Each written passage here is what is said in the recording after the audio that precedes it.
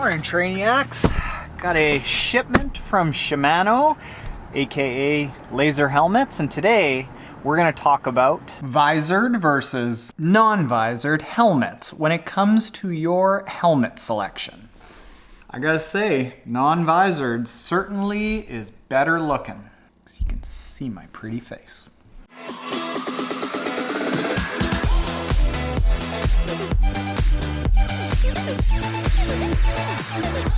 So alright, Trainiacs, this is the Laser Wasp Air Tri TT.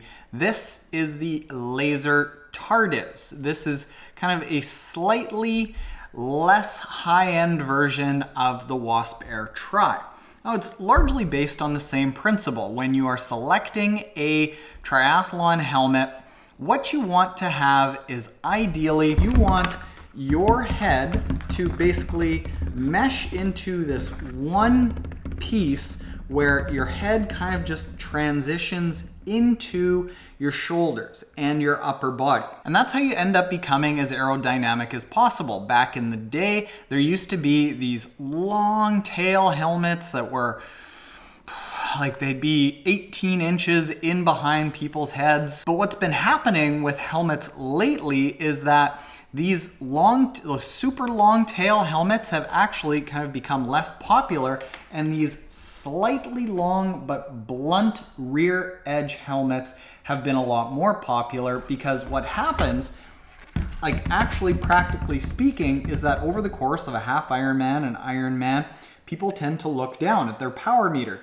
They look to the side to make sure that nobody's coming. They look over to the side when they go through aid stations, and all of those little movements, be it down, be it to the side, if you've got a really long helmet, that really long tail can actually, over the course of the entire race, actually be less aerodynamic because there's more stuff to catch the wind. That's why you've actually got now a lot of aero helmets like the Laser Bullet here that is kind of similar, if you look at it, to a normal road helmet. It doesn't have that super long tail that an aero helmet has, and the marginal benefit between these two, especially for an age group triathlete, is not that serious, because the age group triathletes don't spend enough time in the time trial position to sit their head in such a position that it feels comfortable for hours and hours on end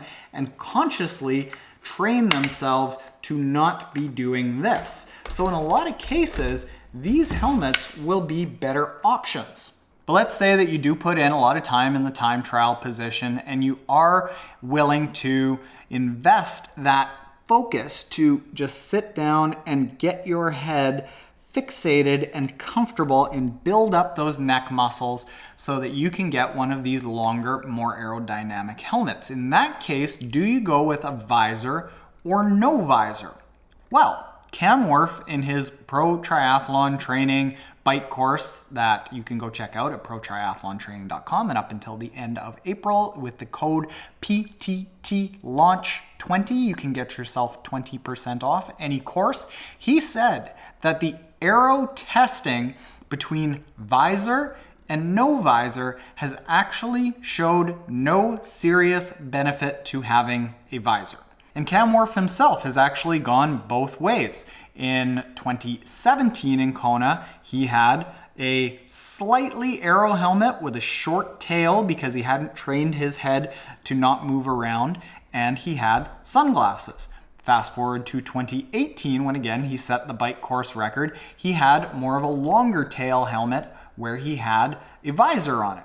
Now personally, I like the visor for a few different reasons. Number one, it allows you to be faster in transition. So when you have the visor on, it's just one less step that you need to take, especially in transition one where you need your hands.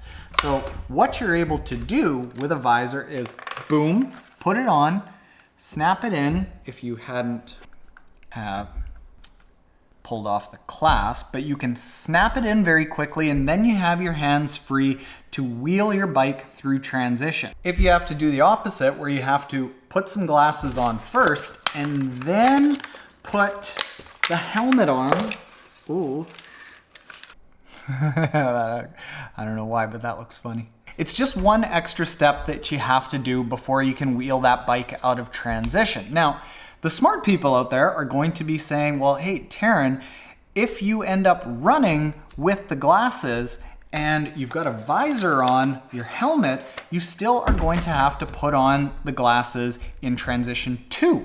That's very true.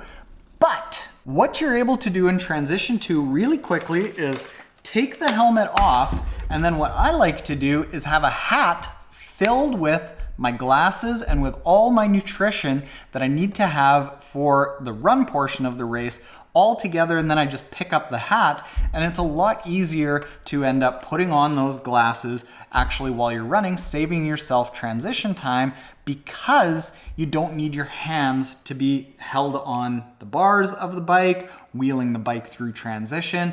You've got your hands free to do things that you would otherwise have to do in transition, but you can instead do it on the move, saving yourself time in transition. And if you followed my race times, you know that almost every single race, I am in somewhere of like the top 10, if not the top 3 transitions of every single athlete in the race. So what I like to do, I like to have visor, and I like to put my sunglasses on as I'm heading out for the run. Final thing about visor versus no visor is a lot quieter. So what I'll often do is, even if I'm riding my road bike for one of the really long endurance rides that I'm going out for, I will bring my visor helmet just so that I can put in a podcast, and for the 3.5, 4 hours that I'm out there, I've got a really nice out of the wind, like kind of tucked away little area for me, and it's easier for me to listen to music and podcasts and things like that. So this is just a little bit more pleasant. But as far as performance goes, now you know that there is really no serious benefit to visor versus no visor, and it really just comes down to personal preference. Do you like how it looks? Do you like how it feels?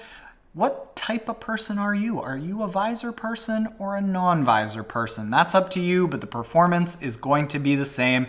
You might just have to take an extra few seconds in transition if you're going no visor, but it's not a big deal. Get what you like. All right, Trainiacs, go check out Camworth's ProTriathlonTraining.com Masterclass PTT Launch 20 for 20% off until the end of April. Later.